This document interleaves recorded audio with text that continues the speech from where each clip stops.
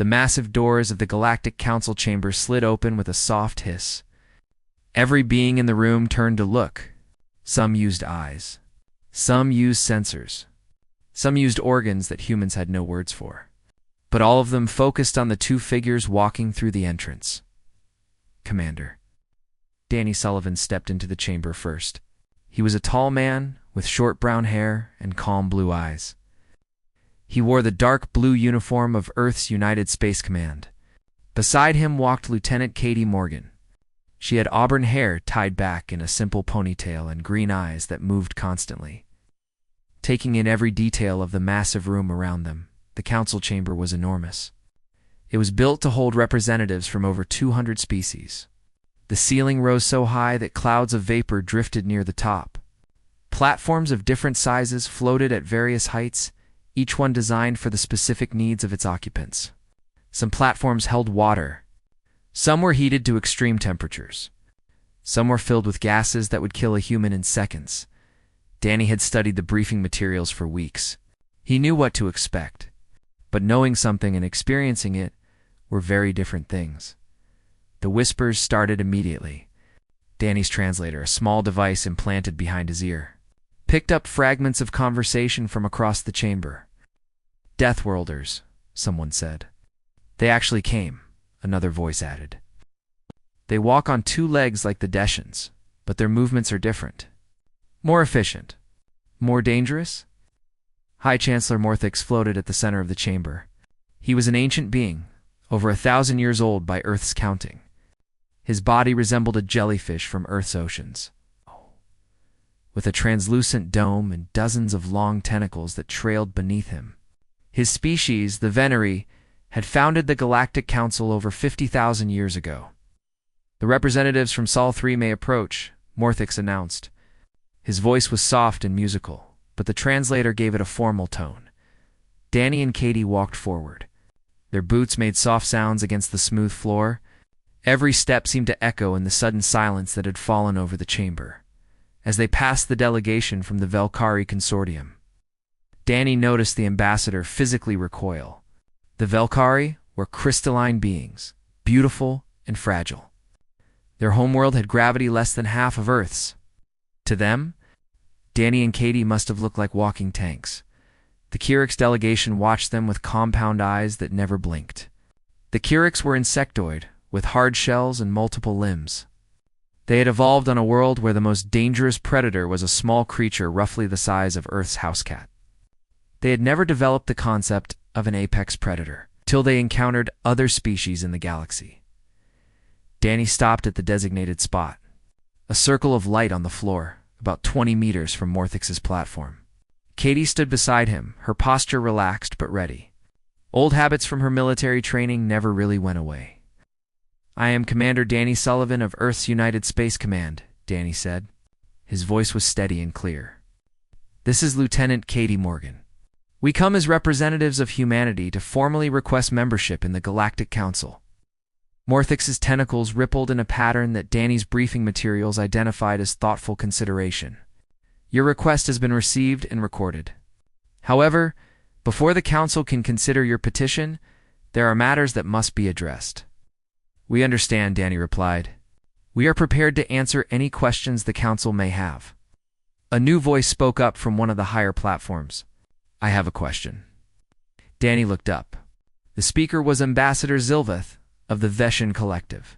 The Veshans were humanoid in shape, but taller and thinner than humans, with pale blue skin and large dark eyes. They were one of the oldest spacefaring species in the galaxy and considered themselves the most civilized. "Please proceed," Ambassador Morthix said. Zilveth leaned forward on his platform.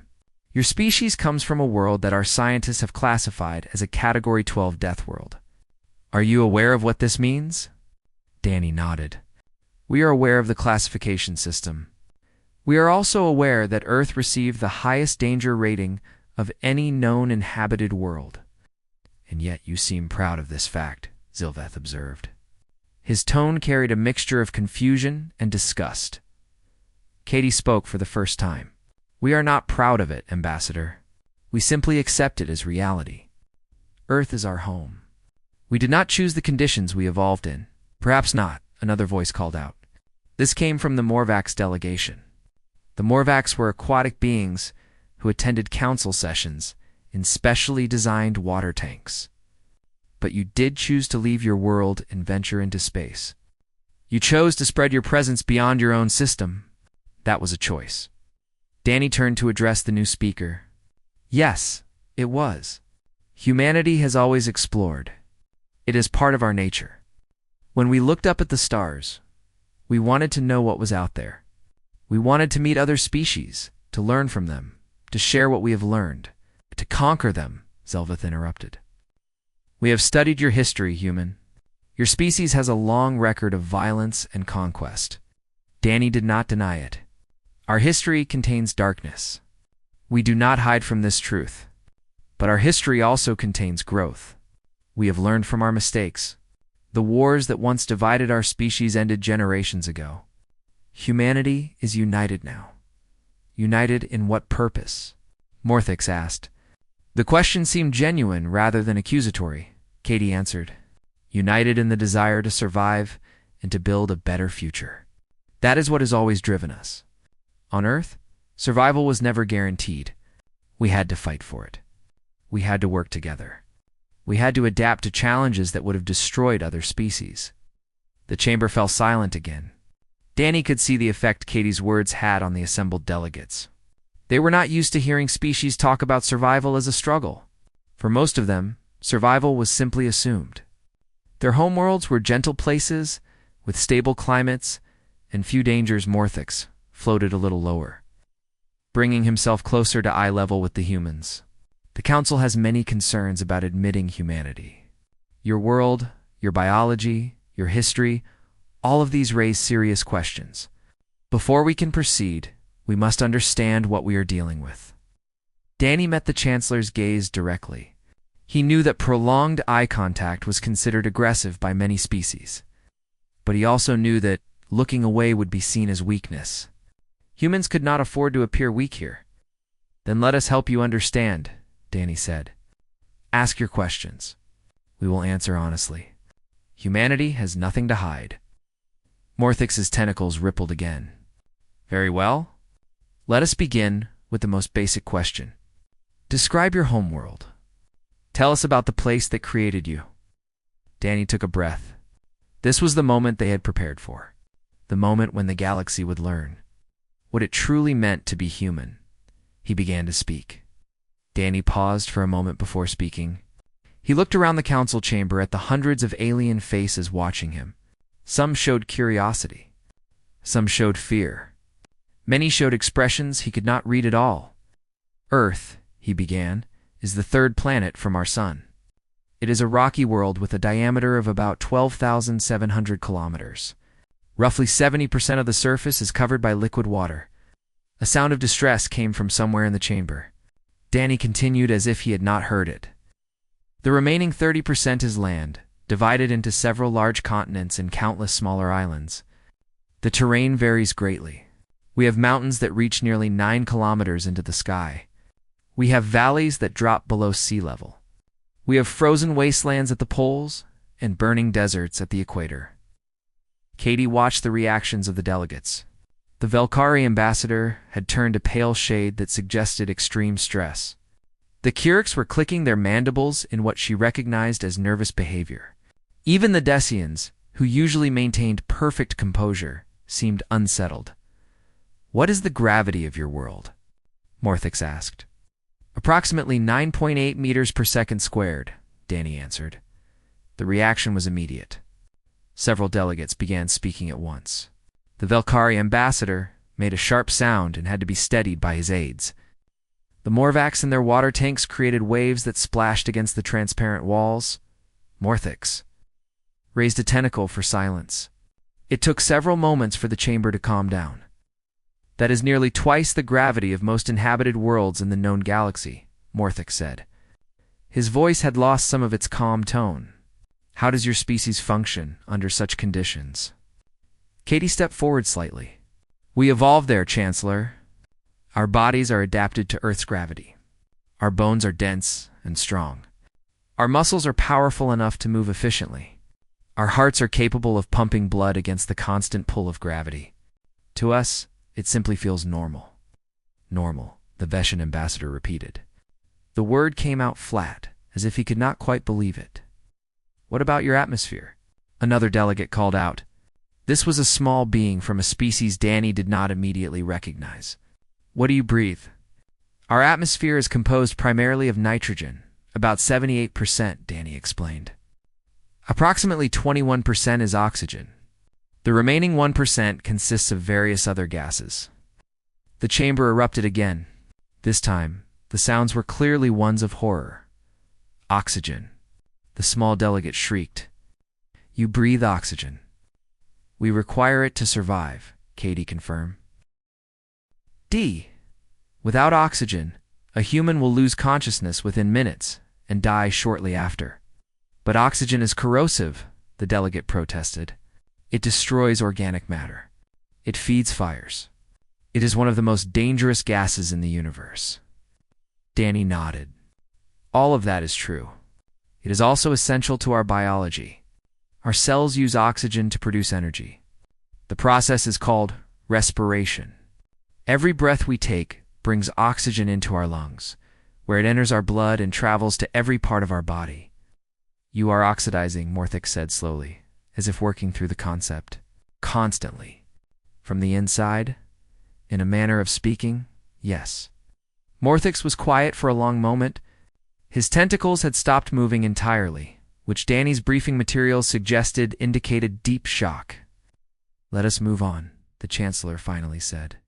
Tell us about the temperature conditions on your world. Katie handled this question. Earth's temperature varies significantly based on location and season. In some regions, temperatures can drop to -89 degrees Celsius. In others, they can rise to positive 57 degrees Celsius. That is a range of nearly 150 degrees, Morthix observed. Yes, Chancellor. And humans have lived and worked in both extremes. We have research stations in Antarctica where the coldest temperatures have been recorded. We have settlements in deserts where the heat would kill most species. The Veshan ambassador rose from his seat. How is this possible? How does any biological system adapt to such variations? Danny answered. We regulate our internal temperature. Our bodies maintain a constant temperature of approximately 37 degrees Celsius, regardless of external conditions. We sweat to cool down. We shiver to warm up. We create clothing and shelter to help manage extreme environments. You carry your preferred environment with you, Morthix said. In a sense, yes, but it is more than that. We also change our environment to suit our needs. We build heated structures in cold regions. We create cooling systems in hot regions. We do not simply adapt to our world. We adapt our world to us. The chamber had grown very quiet. Danny could sense that the delegates were beginning to understand something important about humanity, though he was not sure they were ready to accept it. Tell us about water, Morthix requested. You said it covers most of your planet's surface. Yes, Danny said. Our oceans are vast and deep. The deepest point is nearly 11 kilometers below sea level. The pressure there would crush most objects. And you enter this water? Katie smiled slightly. We swim in it. We sail across it in ships. We dive beneath its surface. Some humans spend most of their lives on or in the water. For what purpose? The Morvax delegate asked. This question seemed to come from genuine curiosity rather than fear. Many purposes, Katie replied. Transportation, food gathering, scientific research, recreation. The Morvax's translator conveyed surprise. You enter dangerous water for enjoyment? Many humans enjoy swimming, Katie confirmed. It is considered relaxing. The Morvax delegate sank lower in its tank. It seemed to be processing this information with difficulty. Danny decided to address something that's been lingering unspoken in the chamber. I sense that you are all wondering the same thing. How did we survive? How did any species evolve intelligence on a world like ours? Morthix's tentacles rippled in what might have been agreement. The question has occurred to us. The answer is simple, Danny said. We had no choice. On Earth, everything is trying to kill you. The environment is hostile. The weather is unpredictable. And then there are the other creatures. Other creatures. The Valkyrie ambassador's voice was barely a whisper. Katie nodded. Earth is home to millions of different species. Many of them are predators. Many of them are dangerous to humans. We evolved intelligence because we needed it to survive. We learned to think, to plan, to work together, because the alternative was death. Danny looked directly at Morthix. You asked us to describe our homeworld.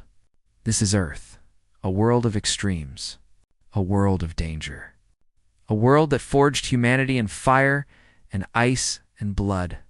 We did not become what we are because our world was kind to us. We became what we are because it was not. The silence that followed lasted a long time. Danny could see the delegates processing his words, trying to fit them into their understanding of the universe. For most of them, this was their first real encounter with the concept of a death world. They had heard stories, of course. But stories were different from looking to death worlders in the eye and hearing them speak. Calmly about the horrors of their home, finally, Morthix spoke. I think we need to hear more about these other creatures you mentioned. These predators.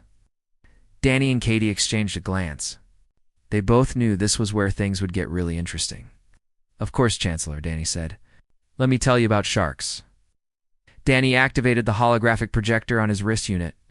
A three-dimensional image appeared in the center of the council chamber. It's floating in the air, where every delegate could see it clearly. The image showed a great white shark. Its massive body was rendered in perfect detail. From the rough gray skin to the rows of triangular teeth visible in its slightly open mouth, the hologram slowly rotated, giving the assembled beings a complete view of the predator. This is a shark, Danny said. Specifically, a great white shark. They live in our oceans and can grow up to 6 meters in length. Some species grow even larger. The Valkyrie ambassador made a sound that needed no translation. Pure terror. Their bodies are perfectly designed for hunting, Danny continued. They can swim at speeds of over 50 kilometers per hour in short bursts. Their skin is covered in tiny tooth-like structures that reduce drag in the water. Their senses are incredibly sharp. Katie took over the explanation. Sharks can detect electrical fields generated by the muscle movements of other creatures. They can smell a single drop of blood in the water from several kilometers away.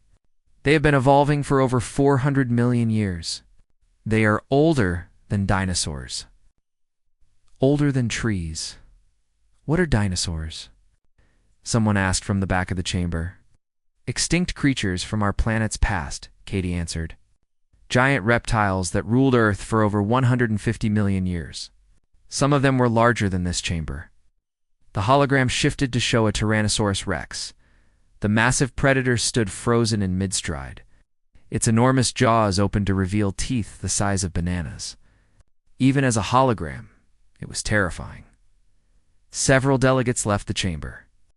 They simply stood up and walked out. No one tried to stop them. This is a Tyrannosaurus Rex, Danny said. It stood about 12 meters long and weighed approximately 9,000 kilograms. It had the strongest bite force of any land animal in Earth's history. Fortunately for us, it went extinct about 66 million years ago. Fortunately, Morthix repeated. What caused its extinction? An asteroid impact, Katie said. A rock approximately 10 kilometers wide struck our planet. The impact caused global devastation. Most large species died, but life continued. Smaller creatures survived and evolved to fill the empty spaces, as the Decian ambassador had recovered enough to speak. You were telling us that your planet was struck by an asteroid large enough to cause mass extinction, and life simply continued. Yes, Danny confirmed. It was not the first mass extinction event in Earth's history, and it was not the last. Life on our planet is remarkably persistent, as are its predators, Katie added. She changed the hologram again. Now it showed a pride of lions, their golden fur and powerful muscles on full display. These are lions. They live on one of our continents called Africa. They hunt in groups, working together to bring down prey much larger than themselves. Group hunting, the Kyrix delegate said. The insectoid species seemed more interested than afraid. We have this concept in our own history, but our hunters were never this large. Lions can weigh up to 250 kilograms, Katie said. They can run at 80 kilometers per hour in short bursts. A single lion is dangerous. A group of them is deadly. Danny changed the hologram once more. This time it showed a saltwater crocodile, its armored body stretched out on a riverbank. Crocodiles, he said. They are among the oldest predators on Earth, almost unchanged for millions of years. The largest species can grow up to 7 meters long and weigh over 1,000 kilograms. They are ambush predators. They wait beneath the surface of the water, completely still, until prey comes close. Then they strike. How fast? Someone asked. From a standstill to full attack in less than a second, Danny replied. The chamber had taken on a strange atmosphere. The initial terror was still present. But something else had joined it. Danny recognized it as the same fascination that humans felt when learning about dangerous things. The same instinct that made people watch horror movies or visit zoos to see predators. Safely behind barriers, Katie decided it was time to move to even more disturbing territory. All of these predators are large and visible. They can be avoided or fought, but they are not the most dangerous things on Earth. There is something worse than these monsters, the Velkari ambassador asked. His voice was barely audible. Much worse, Katie said. Microscopic organisms, bacteria, viruses, things too small to see with the naked eye. She changed the hologram to show a magnified image of various bacteria. The colorful shapes floated in the display, looking almost beautiful. These are bacteria, Katie explained. They exist everywhere on Earth. In the soil, in the water, in the air, in our bodies, in your bodies.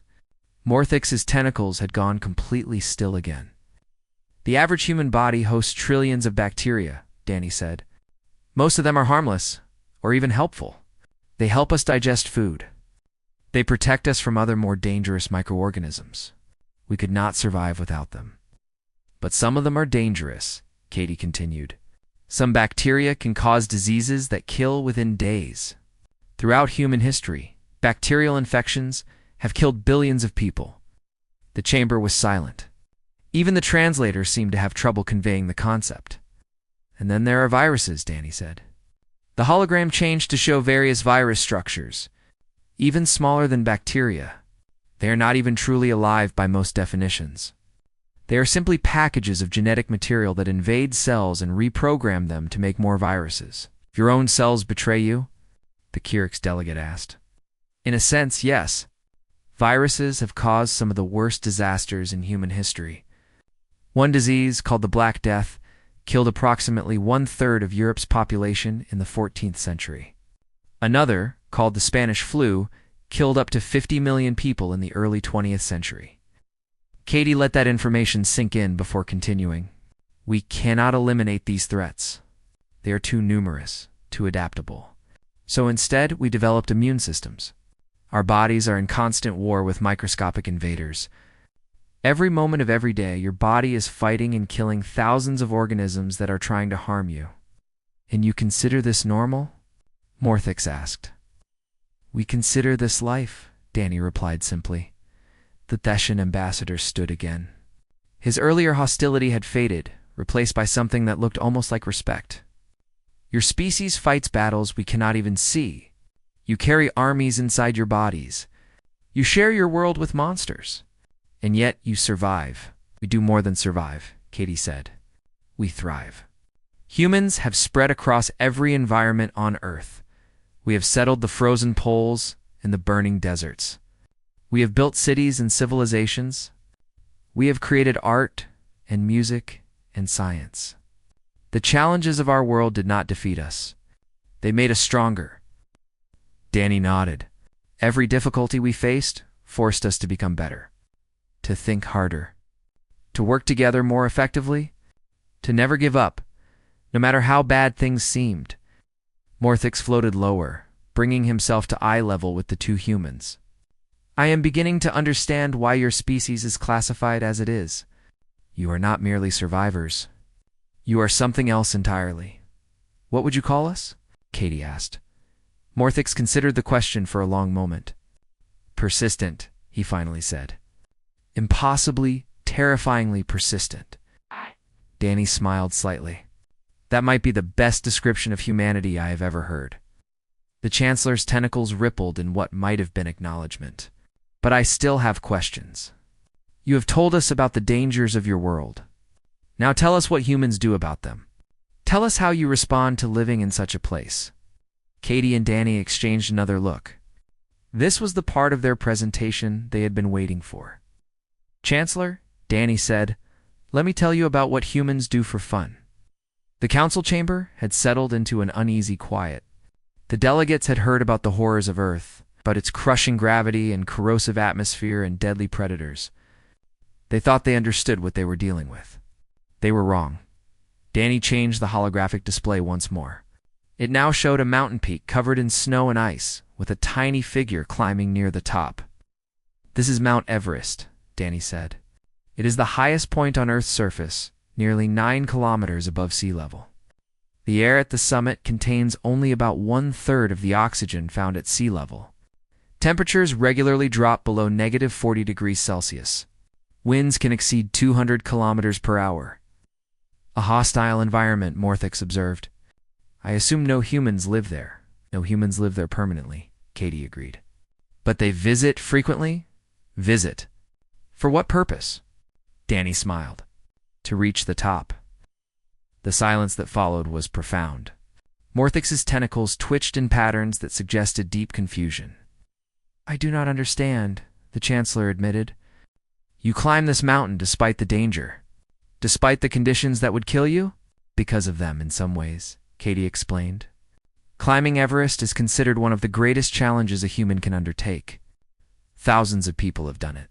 Many of them did it without supplemental oxygen. They chose to breathe even less of the corrosive gas. The Velkari ambassador asked weakly. Yes, some climbers consider using oxygen tanks to be cheating. The Feshan ambassador made a sound that the translator interpreted as disbelief. Your species deliberately seeks out deadly challenges for no practical purpose. Danny considered the question. Not for no purpose. We do it to test ourselves. To prove what we are capable of. To experience something extraordinary. When a human stands on top of Everest, they have accomplished something difficult and dangerous. They have pushed beyond their normal limits. This feeling is important to us.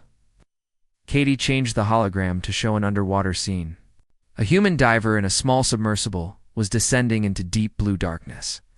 This is the Mariana Trench, she said, the deepest part of our ocean. The bottom is nearly 11 kilometers below the surface. The pressure there would crush most objects instantly. Light does not reach it. Strange creatures live in that darkness. Things that have never seen the sun, and humans go there, Morthix said. It was not a question. Yes, we have sent crewed vessels to the bottom. The first time was in 1960. Since then, others have followed. We go there to explore, to learn, to see what no one has seen before. The Morvax delegate rippled in its tank. Even we, who live our entire lives in water, would not venture to such depths. The pressure would destroy us. Humans have developed technology to survive it, Danny said. We build machines that can withstand conditions we cannot, and then we climb inside them and go to places that should be impossible. He changed the hologram again. This time it showed a rocket launching, fire and smoke billowing from the engines as it rose into the sky. This is how we first left our planet, Danny said. Chemical rockets. Controlled explosions. We strapped ourselves to containers of volatile fuel and ignited it. That sounds like a weapon, the Curix delegate observed. The technology was derived from weapons, yes. The first rockets were built for war, but we adapted them for exploration. The first humans to leave Earth did so sitting on top of what was essentially a barely controlled bomb. Katie continued the explanation. Early space travel was extremely dangerous. Rockets failed frequently.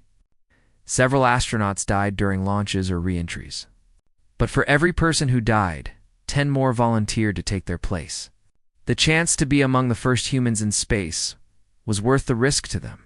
Worth dying for? Morthix asked. Worth the risk of dying for, Danny clarified. There is a difference. We did not want to die, but we accepted that death was possible.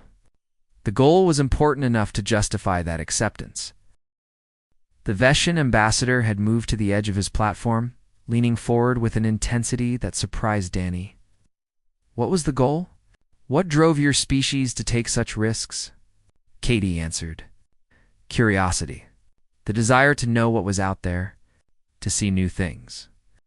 To go where no one had gone before? Humans cannot see a frontier without wanting to cross it. It is part of who we are. Danny nodded in agreement. When our ancestors looked up at the night sky, they wondered what the stars were. When they learned that other worlds existed, they wanted to visit them. When they developed the technology to leave Earth, they did not hesitate. They climbed into those rockets and flew into the unknown. The hologram changed to show the surface of the moon, with an astronaut standing beside an American flag. This is our moon, Danny said. The first humans walked there in 1969. They traveled over 380,000 kilometers through the vacuum of space, landed on an airless world, walked on its surface, and returned home safely. They did this using technology less powerful than the device that translates our words right now. Impossible, someone in the crowd muttered. Improbable, Katie corrected. But not impossible. Nothing is impossible to humans. We simply have not found it yet. Morthix floated in silence for a long moment. When he spoke, his voice was quieter than before. I have been a member of this council for over 500 cycles. I have met representatives from nearly every species in the known galaxy. I have never encountered anything like you. Is that good or bad? Danny asked. I do not know yet, Morthix admitted. Tell me this. You have described how humans seek out danger, how they climb impossible mountains and dive to impossible depths and fly into the void on controlled explosions. But surely there are humans who do not do these things. Surely most of your species lives quiet, safe lives. Katie laughed softly. The sound made several nearby delegates flinch. Chancellor, there is no such thing as a safe life on Earth. Even humans who never climb mountains or dive deep oceans face daily dangers. We travel in vehicles that move at over 100 kilometers per hour, surrounded by other vehicles doing the same. We eat food that must be prepared correctly, or it will poison us. We keep animals in our homes that have the teeth and claws of predators. You live with predators. The Velkari ambassador asked. We call them pets, Danny said. Dogs are descended from wolves, pack hunters that our ancestors domesticated tens of thousands of years ago. Cats are small predators that we invited into our homes to hunt vermin. We form emotional bonds with these creatures. We consider them family. You tamed predators and made them your companions, Morthix said slowly. And it is not just predators. Humans form connections with almost everything. Other species, plants, even machines. We have a capacity for attachment that sometimes surprises even us. The Deshan ambassador spoke again. You mentioned that you form bonds with machines. What do you mean? Danny thought about how to explain this. When humans work with a tool or a vehicle for long enough, we begin to think of it as having a personality. We give our ships names. We talk to our computers. We feel sadness when a machine we have used for years finally breaks down. It is not rational, but it is very human. You anthropomorphize everything, the Curix delegate observed. You project your own characteristics onto other things. Yes, Katie agreed. We cannot help it. We see ourselves in everything around us. We imagine that stars have stories, and that mountains have moods, and that the universe itself might have a purpose. Morthix's tentacles moved in a complex pattern. You are saying that humans do not merely interact with the universe. You try to form a relationship with it. Donnie nodded. That might be the best way to describe it. We do not see ourselves as separate from the cosmos. We see ourselves as part of it. Everything we do, from climbing mountains to exploring space, is our way of engaging with something larger than ourselves. The chamber was quiet again, but the quality of the silence had changed. It was no longer the silence of fear. It was the silence of beings trying to understand something fundamentally alien to their experience. I believe Morthix finally said that it is time for the council to deliberate. We have heard much today that requires careful consideration. Danny and Katie both nodded. They had said what they came to say. Now it was up to the galaxy to decide what to do about it. The deliberation lasted 8 standard hours. Danny and Katie waited in a small chamber adjacent to the main council hall. They had been given food and water. Though the alien attendants who brought it seemed nervous about approaching too, closely tucked Katie sat on a bench designed for a species much larger than humans, her feet dangling above the floor. How do you think it's going? Danny stood by the window, looking out at the vast space station that housed the Galactic Council. Thousands of ships moved in the darkness, carrying beings from hundreds of different worlds. Hard to say. We scared them, that's for certain. That was the plan, wasn't it? Part of it. Danny turned away from the window. We needed them to understand that humanity is different, that we cannot be ignored or dismissed. But fear alone will not get us what we want. They have to see something more. Hope. Katie suggested, maybe, or at least potential. The door to their chamber opened. A Vesian aide entered, moving with the careful grace of his species. The council has reached a decision.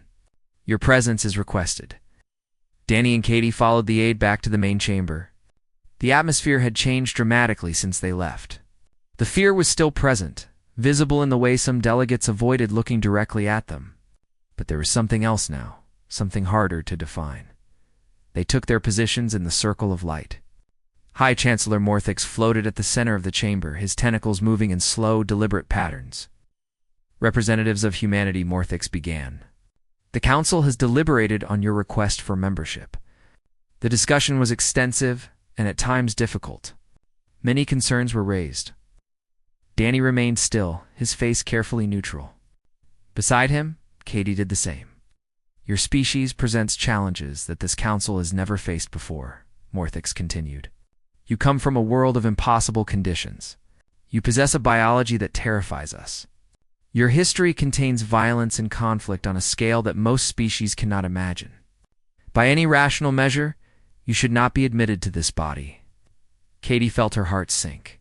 This was not the beginning of a positive announcement. However, Morthix said, and the words seemed to hang in the air, rational measures may not be sufficient to address the reality of your species. Danny's eyebrows rose slightly. This was unexpected. The Council has concluded that humanity will achieve interstellar capability regardless of our decision today. Your species has already demonstrated the technology and the will to expand beyond your home system. Within a few generations, you will be a significant presence in this galaxy, whether we welcome you or not. The Thessian ambassador rose from his platform. I opposed humanity. Admission. I want that recorded clearly. But I also recognize that opposition alone is not a strategy. The humans will come regardless. The question before this council was never whether to admit them, but how to shape their relationship with the rest of the galaxy. Another delegate spoke, this one from a species Danny did not recognize. We have fought wars with less dangerous species than humans. Those wars were costly and ultimately pointless. Conflict with humanity would be far worse. Better to establish bonds of cooperation now, while such bonds are still possible. Morthix nodded slowly. This was the reasoning that ultimately prevailed. Humanity is being granted provisional membership in the Galactic Council. This membership comes with conditions and restrictions that will be detailed in the formal documents. But the core decision stands. You are one of us now. Danny allowed himself a small smile. Thank you, Chancellor. Humanity is honored by this decision. Do not thank us yet, Morthix replied. We are not doing this out of kindness or generosity. We are doing this out of necessity. Your species represents something new in this galaxy, something we do not fully understand. We hope that by bringing you into our community, we can learn to understand you better. Katie spoke up. And perhaps you can help us understand ourselves. Morthix's tentacles paused in their movement. What do you mean? Humanity has always defined itself against challenges, Katie explained. We grow strongest when we have something to overcome. On Earth, that challenge was survival. In space, it was the void itself. But perhaps there are other challenges waiting for us here. Problems that your civilizations have faced for thousands of years. Problems that might benefit from a fresh perspective. The Kyrix delegate clicked its mandibles thoughtfully. You are offering to help us. We are offering to try, Danny said. Humanity has never backed away from a difficult problem. If there are challenges facing this council that have no solution, let us attempt them. We might fail. But we might also succeed in ways you have not considered. Morthix floated lower, bringing himself close to the two humans. You are remarkable creatures. Terrifying. Yes. Dangerous, certainly. But also remarkable. I begin to see why your species has survived despite everything your world has thrown at you. What do you see? Katie asked. Hope, Morthix said. Unreasonable, irrational hope. The belief that any problem can be solved, any obstacle overcome, any challenge met. Most species would look at your homeworld and see only death. You look at it and see a home. Most species would look at the void of space and see only emptiness. You look at it and see opportunity. This quality, this relentless optimism in the face of horror, it is unlike anything we have encountered before. Danny nodded slowly. We call it human spirit. The refusal to give up no matter how bad things get. The determination to keep fighting, keep trying, keep hoping, even when logic says there is no point. It is irrational, the Thessian ambassador said. Yes, Katie agreed. And it has kept our species alive for 300,000 years. Irrationality has its uses. The chamber fell silent for a long moment.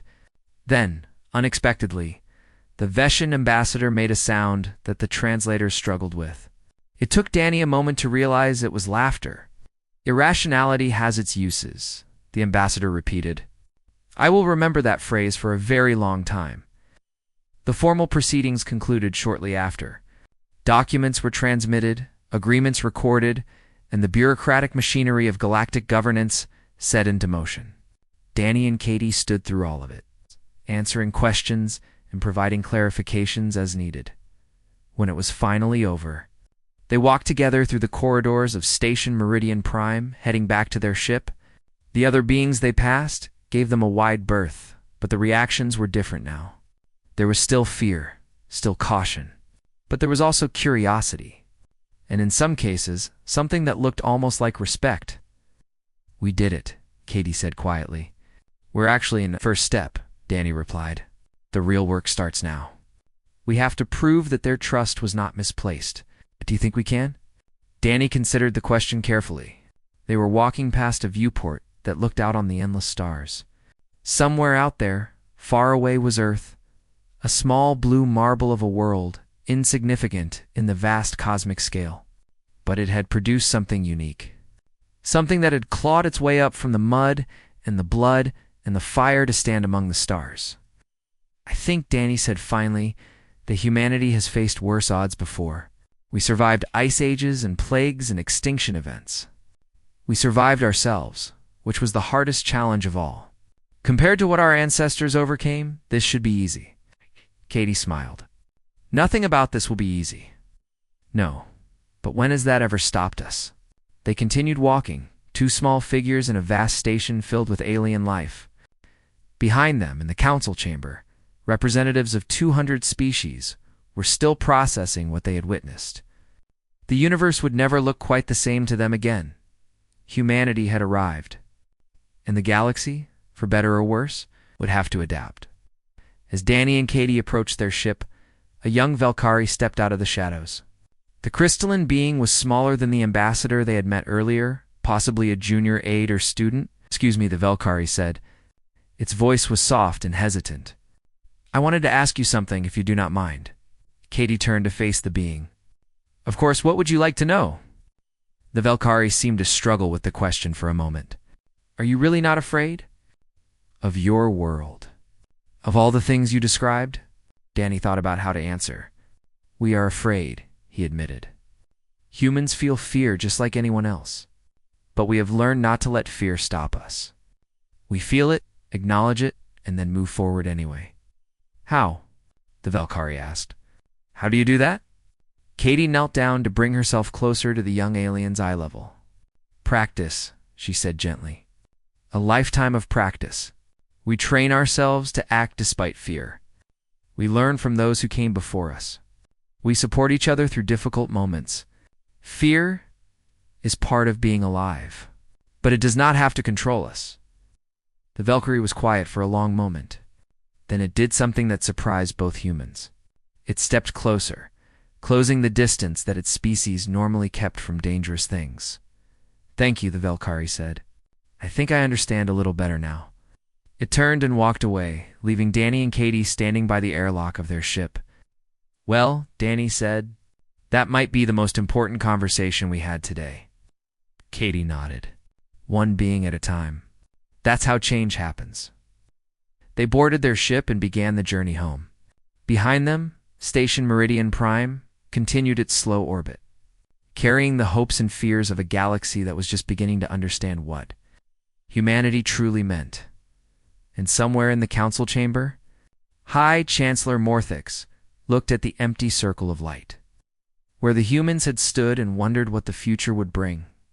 Whatever it was, he suspected it would be unlike anything the galaxy had ever seen.